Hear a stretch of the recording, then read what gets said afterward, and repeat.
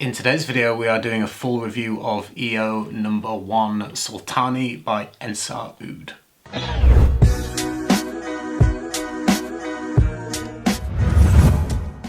So the official notes for this is ambergris from Sultan Caboose, lavender, rosewood, cyanwood and nutmeg castoreum, Sultan Taboo's vintage Miking Oud, vintage Taif rose, Bulgarian rose, jasmine, tolu balsam, civet, Assam oud, Sri Lankan sandalwood, tobacco, vanilla, oak moss and Ethiopian frankincense.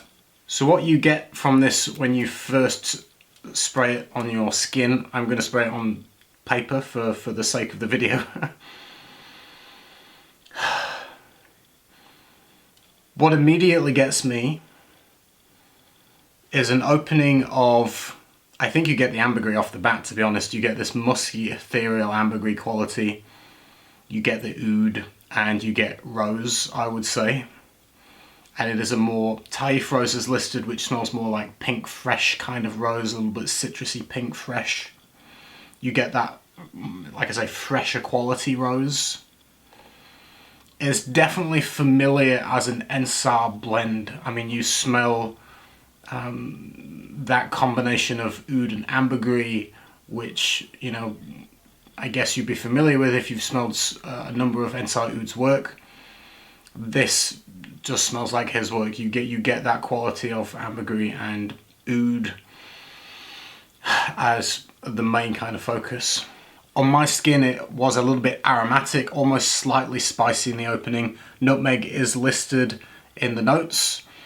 But yeah, you do get a slight kind of spice feel, like I say, aromatic in the opening. The oud is very smooth.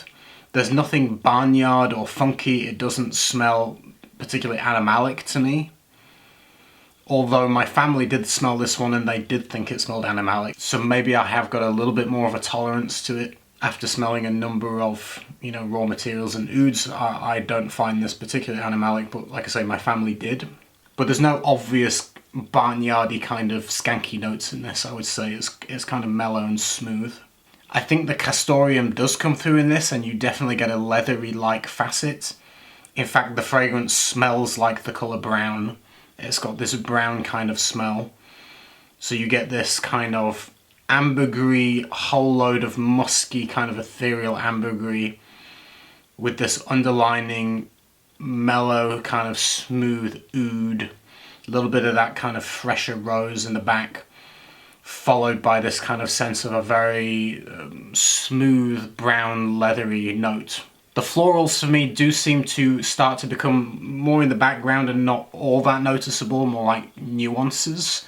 I felt like the leather, the oud and the ambergris were the main focus as this starts to dry down. The florals kind of disappear in that kind of mix, I would say. They're a little bit more harder to pick out. After about 3 hours on my skin, the ambergris is full force. It's musky, it's salty, it's ethereal, it's giving you this full kind of waxy coating. Again, still with the oud and the leather kind of there. And that's kind of the main core of the fragrance, I would say. At the 6 hour mark, there isn't a whole lot of change. You're still going to get that ambergris oud combo. In terms of performance for this, I would say 10 to 12 hours on your skin, with the far end of the dry down on my skin being this very lovely, ethereal, musky, sweet ambergris note. You get that kind of waxy, ethereal, musky kind of quality from the ambergris on your skin. At the very end of the dry down, the oud even by then has disappeared, and it's just full on ambergris on your skin. And so to cap it up, I would say you really have to enjoy three things with this. You're going to need to like oud, ambergris and leather, and if you do like these three things, then you'll probably enjoy this one.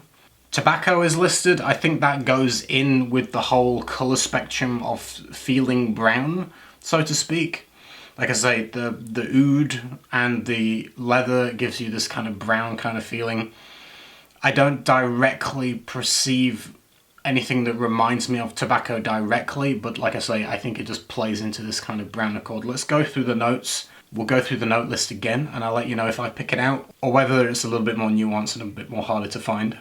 Sultan Caboose Ambergris, this is the Sultan of Oman who has passed away. But yeah, for 100% you get full-on ambergris with this. Lavender, I do think you get a hint of lavender, especially in the opening, and I think that's what adds to the aromatic nature to this. So yes, I would say you can get a vibe of that kind of herbal aromatic quality in the beginning from the lavender. It lists rosewood and cyanwood. I can't directly identify those myself, it just goes into the woody accord along with the oud.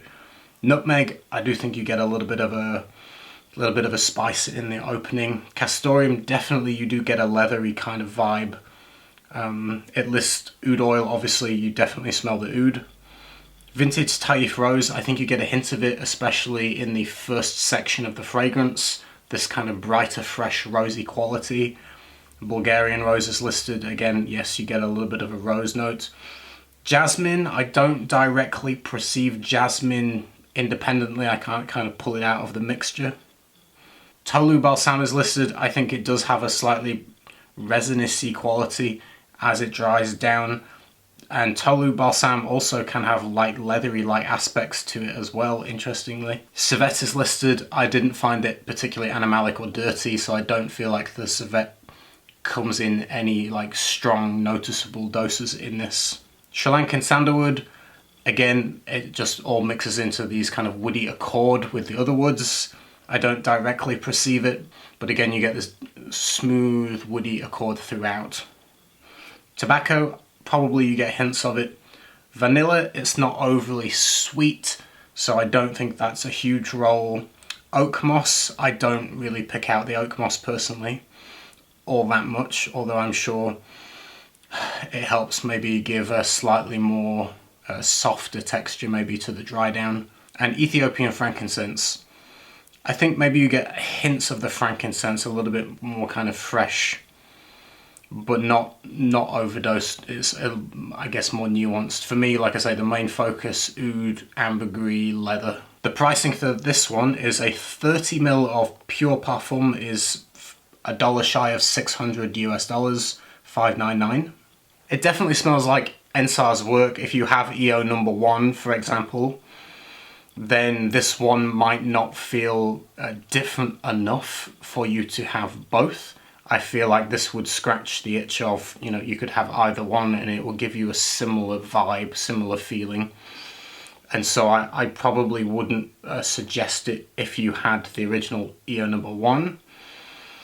Then, you know, unless you want the fact that it's got these special, you know, ingredients in, having ambergris that comes from the Sultan of Oman, then, you know, maybe that will be a factor in terms of wanting a collection or something special that way. For me, I would say this is a colder weather fragrance personally.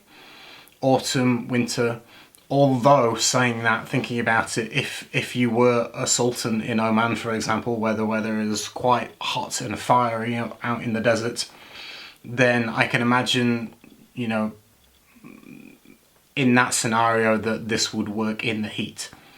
So I guess depending on climate and culture and, you know, time and place, then this might actually work in hot heat as well. But as a Westerner, so to speak, I would think of it as a colder weather fragrance. If you naturally live in Dubai or, you know, these kinds of places, then I'm sure, you know, there are people that would happily wear this in the heat and it will probably smell quite good and help lift off the skin even more from the heat. When I smell it and I imagine, you know, very wealthy men in that part of the world, you know, I can easily imagine a sultan, for example, wearing this himself, and that kind of higher end of what's the word I'm looking for? Someone is extremely wealthy and powerful. Easily I can see them wearing this in that part of the world. So yeah, in terms of when you could wear it, whenever you like, I guess it doesn't smell all that casual. I can't imagine it's something that you would probably rock in a jeans and a t-shirt, maybe not. It does, I guess maybe it's because I know what the price is and I know the quality of the ingredients that my mind goes to probably dress up a little bit more for this one. But there you go, maybe that's a little bit subconscious bias. Interestingly, I can imagine it being quite unisex, depending on the woman. I don't think all women will want to smell like this, to be honest. And to some women it might smell more on the slightly masculine side. However, in general, I think a woman can pull it off and it could be quite unisex. There's nothing inherently masculine about it, and there's also nothing particularly feminine about it. It's kind of right in the middle for me personally. You can definitely smell the quality. It definitely smells rich, and you're gonna get full-on ambergris, oud, leather, rose. And yeah, if you like that kind of thing, I don't think it's everyone's taste, to be honest. I think it is a more tuned taste, a more niche taste. I don't think the market is as big for this kind of blending, for this style of materials, should I say. That the taste to enjoy these materials is a smaller pool, whereas mainstream niche fragrances use a lot more. I don't think Ensar uses any synthetics at all, whereas mainstream niche obviously use a lot of synthetics. They're more mass appealing, they're blended in a different style. This is completely a different kind of perfumery, I would say. That's it. That's the best way I can kind of describe it. These kinds of fragrances you really need to try on your skin to get the experience. It's actually kind of difficult to describe these ones. Like, how do you describe the way that a massive overdose of ambergris smells, that, you know, normal fragrances don't use this much ambergris? I mean, it's a massive ambergris bomb. And then how do you kind of get across the natural oud mixed with all the other woods in there, the sandalwood and the cyanwood and the rosewood, and the way they all blend together? It's very difficult. I think really for these kinds of fragrances, get yourself a small sample if you can and try it on your own skin chemistry. And yeah, that would be my best advice. Hope you enjoyed the video. I will see you again with another one. Take care everyone. Have a good day. Bye. But that old man Harlem keeps me rolling on.